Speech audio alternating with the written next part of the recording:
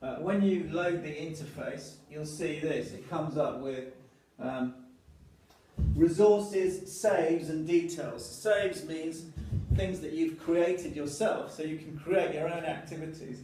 The idea behind it is that we create activities ourselves and then we'd be able to share them. Resources are the actual tools. So these are resources if you want to create your own materials.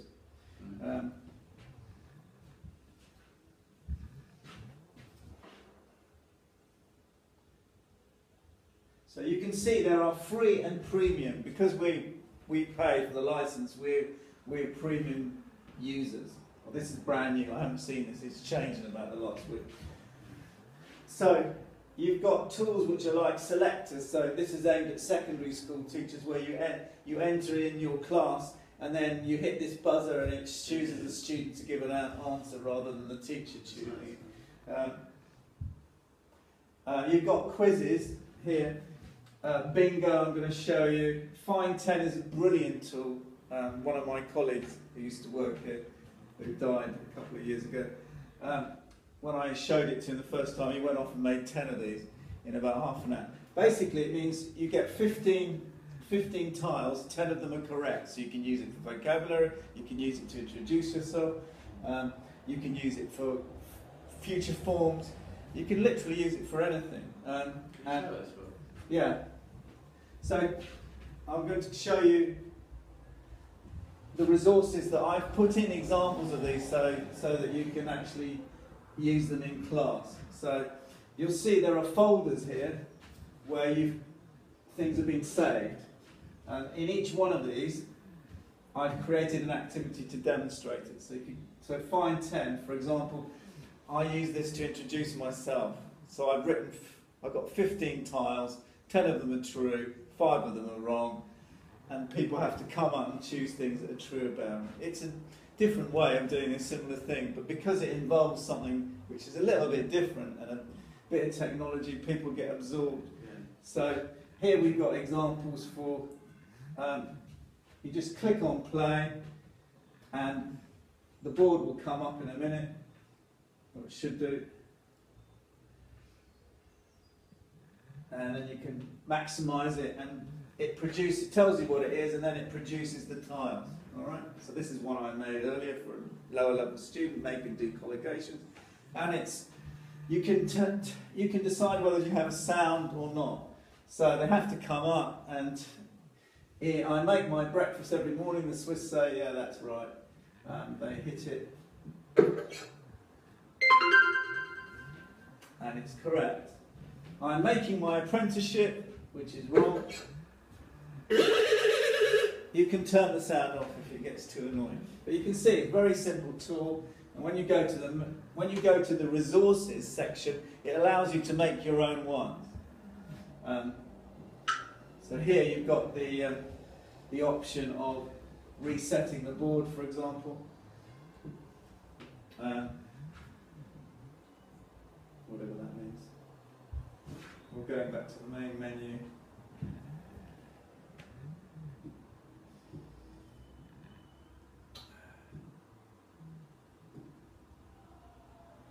It's funny when they change these things, everything. Click here. There we go. So it goes back to, I think this thing takes a bit of time to respond. So,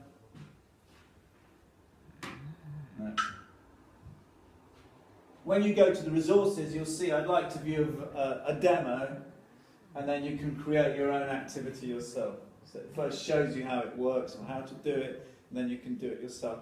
So that's one of the easiest ones to use.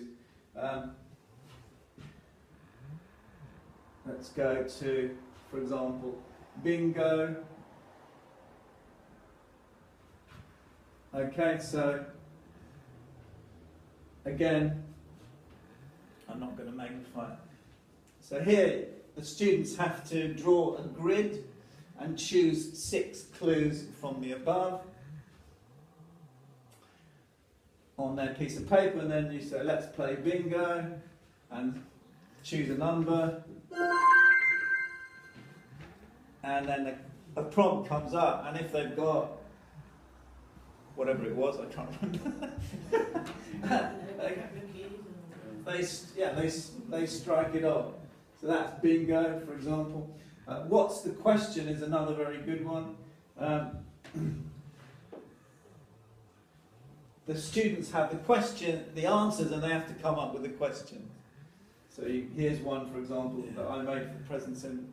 Here's a general intermediate one we use on closed groups.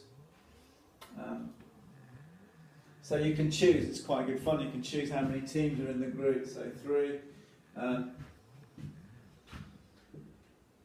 Then you can write the names of the team if you want to make it. And then they've got penalty mode and mystery mode. Penalty mode is they're only awarded, the opponents are awarded half of the points value. All of these things, he keeps developing them, so every time we come back to it, something's changed. So really good. Like, I mean, I remember when in one of the last places I worked, we had the old system of Promethean, not this whiz-bang system, and they had the Who Wants to Be a Millionaire.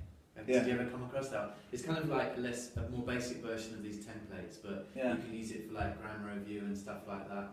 And it's got the music. It was officially licensed. I don't know if you've ever saw a copy of it. No. But it's based on the game that is everyone knows. Yeah. It's nice. So here you've got the answers, which again these are ones I created.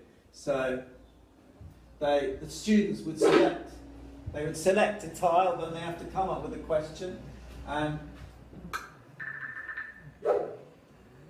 okay, now you can award them, even if they come up with a question that isn't the same, if it's acceptable, you can still award the points, which is the different thing between typical computer programs, either right or wrong. It doesn't allow for any flexibility. So then you award the points, and, for example, there's a round of applause. Those kind of things makes, and then you go back and somebody chooses another tile for another program. Text spinner, I use this with a cover class of a closed group of Swiss, and they were here to do a first certificate course, and it was speaking practice, and I use this tool, but you can use it for writing. I use this as a precursor to doing a writing. So again, it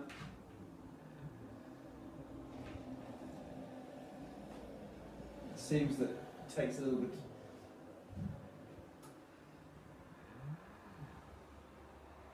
bit of time to respond, it would seem. Okay, so you hit the spinner.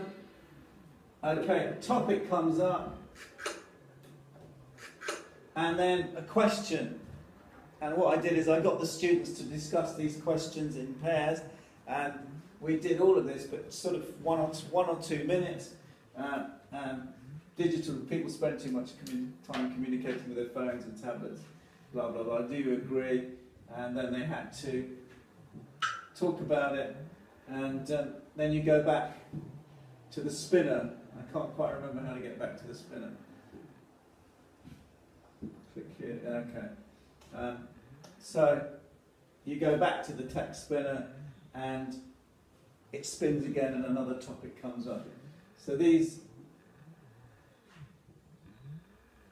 So within this app, although it's called one app, there are quite a few tools to use, and the ones that I've used the most are What's the Question, Find 10. Word magnets is a very good tool. It allows you to paste in a text, and then it turns the words, or groups of words if you prefer, into magnets that can be manipulated. So it's quite a good way of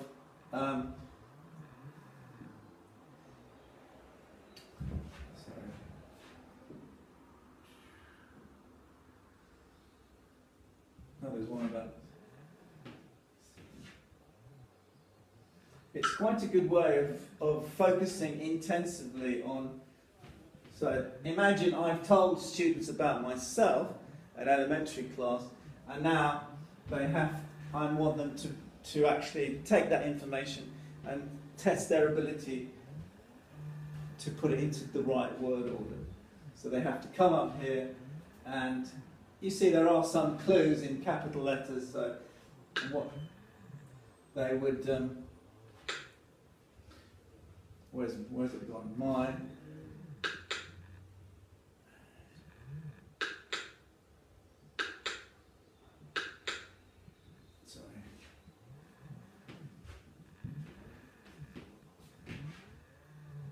I don't know where the words have gone. You should be able to move them around. Oh, sorry. When you hit them, they disappear. That's right. So that's another aspect of it. You can make some words disappear, and then they have to write it down. You can make all the words disappear in the end, and then they have to write the sentence down. So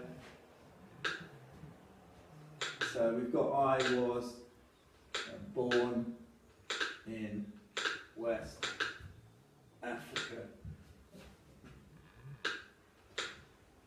So I was born in Ghana, in West Africa. And then I could get rid of these words.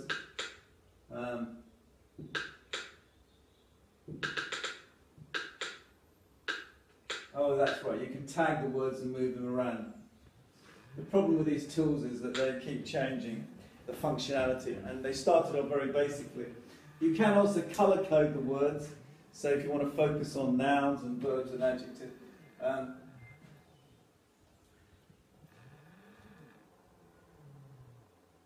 So as I said, within Triptico, it's interesting, this is the functionality of these boards, is that you can zoom in and zoom out. So you have to be careful with that. But if you go to resources, that's where you create, that's where you have the tools, if you like. That's where you create the materials. And then when you've saved them, if you go to My Saves, that's where they're saved. There is the functionality to share it with others, but what I've discovered is it allows you to share it with another person. So you could share it with ESOE3 if you were on ESOE2, but if you try and share it with more than one person, it doesn't seem to work. So like with many things, it's not 100%. But the tools all work, and they all have demos, and if I were you, the easiest one to use is, in terms of creating it, is find 10. Yeah. You could actually use it. We use it at the beginning of a lesson to revise some grammar they've done the day before, or some vocabulary. So it could be find 10 words connected with the weather. It could be a language focused test how much they know. But the fact is they come up, and if you're in a room with a touchscreen board, it's an instant response, yes or no. And it's a very useful tool, which unfortunately people don't use very much. I think it depends on you as an individual teacher. Do you feel that using something like that adds to the variety of your teaching or not? Because, to be honest, to create one of these, once you know how to do it, it'll take you 5 or 10 minutes. If we go back here, there's one on... this is one I created for typical mistakes that students make in FCE speaking tests. They often use the infinitive rather than gerund. So it's quite good for things like that, where giving people grammar rules doesn't help them.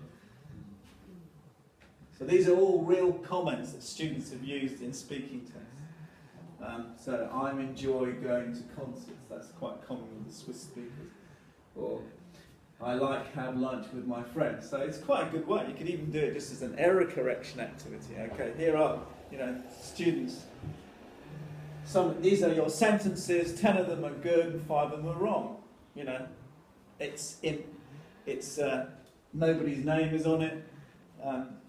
It's another way of manipulating text. But what I liked about this one is it's so easy to create. You just create your own tiles, it gives you 10 which are one colour and 5 which are the wrong, and you just write in and then save it.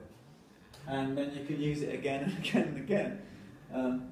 And I think it's quite good for if you're teaching future forms, challenging young, people, how, intermediate above, you can challenge them rather than say we're going to do the present continuous as opposed to going to hit them with more forms, because in English, there's so many different ways of talking about the future. And you get quite a lot of discussion out of it, people coming up in teams, So this tool, this app, within this app, there are, as I said, hundreds of resources, and we pay for it. I mean, for an individual user, it's £15 a year, so we pay £100 for 10 users. The guy's not making loads of money out of it, so, compared to what some people charge. And you can see you've got timers, selectors, quizzes, vocabulary, word. When you go here, the legacy resources means the tools that were available before he created this site. And so they are slightly different. You still have to, with these legacy resources, you have to save your materials onto a computer. With the other resources above, they're saved in the cloud. So they're automatically accessible. So, if you're in a room without a board, as you are, Janet, you can go in with an iPad. The thing you have to remember is you have to use the browser puffin free. If you use Safari, it won't work. You need Flash for this to work. So Chrome as well. Chrome won't work with it, will it? Chrome on iPad. If you go in, there's an app called Puffin Free, which has Flash built into it. And that's why I've added them to our iPads, because I was really frustrated. Actually, that'd be interesting, because I've got, So download the Puffin Free browser. It has Flash built into it. So if you go in through the iPads, which we have here, and get this, and go in with the Puffin Free, you can mirror your screen. Okay, it's not as interactive as it would be with a board, but you can still project it from the iPad onto the screen of the TV, the smart TV. But if you use Safari and go, it won't work. But if you go in using Puffin Free, which has built-in Flash, then Triptico works.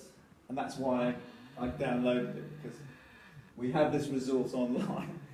And it's very frustrating if you can't use it off an iPad, but you can if you use the Puffin Free browser. I'm sure there are other browsers you can use. Chrome no. doesn't. Yeah. But that's the one I found that had built-in Flash that was free. So the only thing to remember is my saves are the materials that are ready to go, and resources is where you go to create it's where the tools are, if you like. And I'm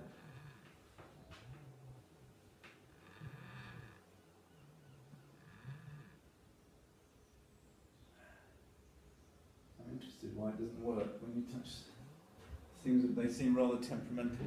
Yeah, maybe it's updating something.